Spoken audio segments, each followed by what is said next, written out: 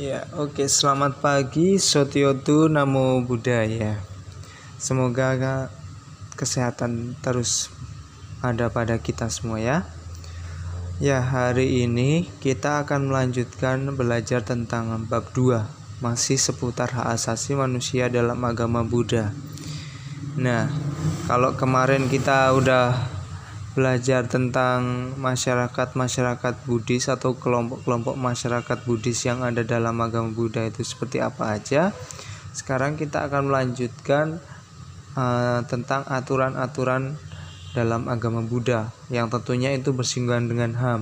Apakah peraturan-peraturan atau aturan moral yang ada dalam agama Buddha itu menyalahgunai hak asasi manusia atau sesuai dengan hak asasi manusia? Mari kita pelajari bersama ya. Nah, di sini yang pertama ada peraturan kebikuan. Mereka mempunyai hak dan kewajiban untuk melaksanakan peraturan kebikuan atau winaya yang berjumlah 227 peraturan. Perhimpunan para biku disebut sangha. Sangha dikelompokkan menjadi dua macam, yaitu perhimpunan para biku yang belum mencapai tingkat kesucian atau samuti sangha, dan perhimpunan para biku yang termasuk upasaka dan atau upasika yang telah mencapai kesucian atau arya sangha. Nah, di sini paragraf pertama menjelaskan mereka itu adalah para sangha ya.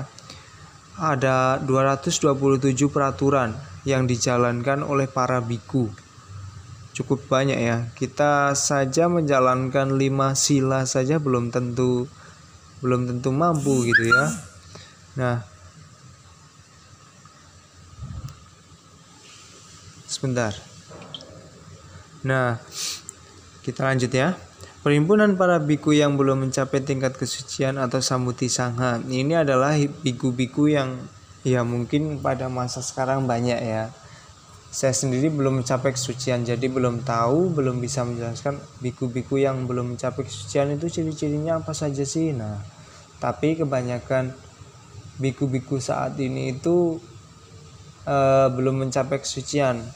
Kalau orang-orang yang sudah mencapai kesucian, dia itu akan sulit dalam hal marah. Mereka akan sulit tersinggung juga. Jadi kalau masih ada biku yang gampang tersinggung, masih bisa marah, itu tentu belum mencapai kesucian.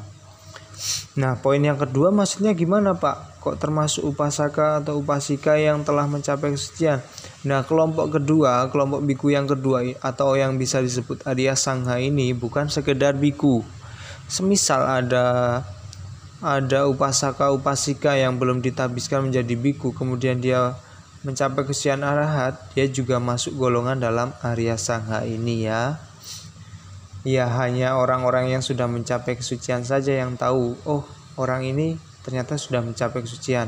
Jadi dalam kelompok ini tanpa mereka bilang saya udah mencapai kesucian loh, nah gitu mereka udah tahu dalam kelompok ini, saling tahu satu sama lain bahwa kawan-kawannya udah mencapai kesucian gitu.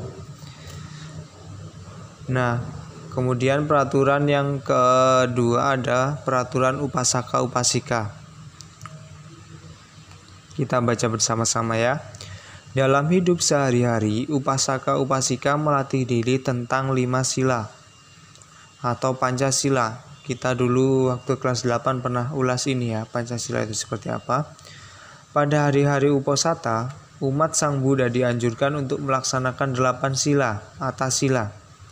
Uposatha berarti masuk untuk berdiam di wihara. Hari uposatha terjadi pada tanggal 1, 8, 15, dan 23 dalam penanggalan bulan.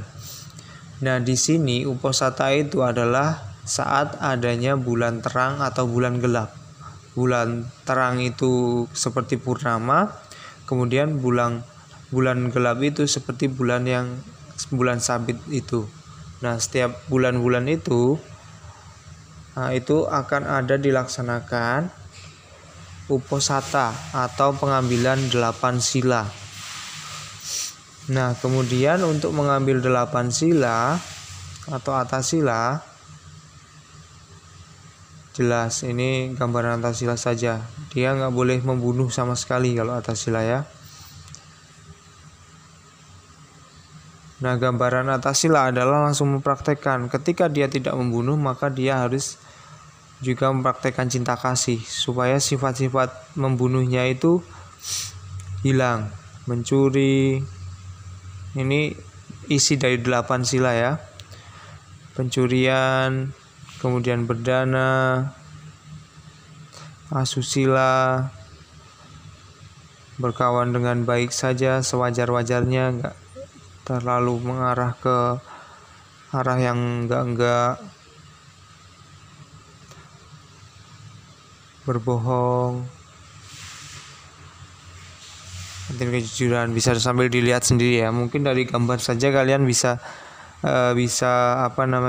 mengerti. Mabuk-mabukan ya ini. Nah, ini mungkin gambarnya sedikit kurang jelas.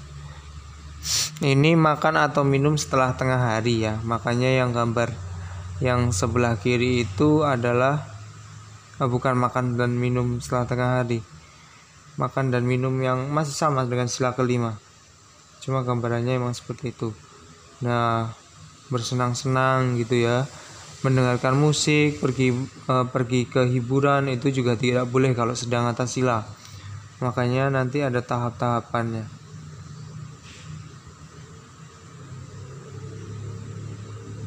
Kemudian sila ketujuh, ini kalau nggak salah ya, sila ketujuh itu ada tidur di tempat tidur yang besar dan mewah. Itu pun tidak boleh, karena dalam Antasila itu sila ketujuh ada sila yang menganjurkan untuk hidup sederhana. Kita semakin mengerti kehidupan ini dengan cara hidup sederhana, bukan tidur di tempat yang mewah, empuk dan nyaman gitu, enggak. Nah, tidur di tempat seadanya aja, sederhana gitu.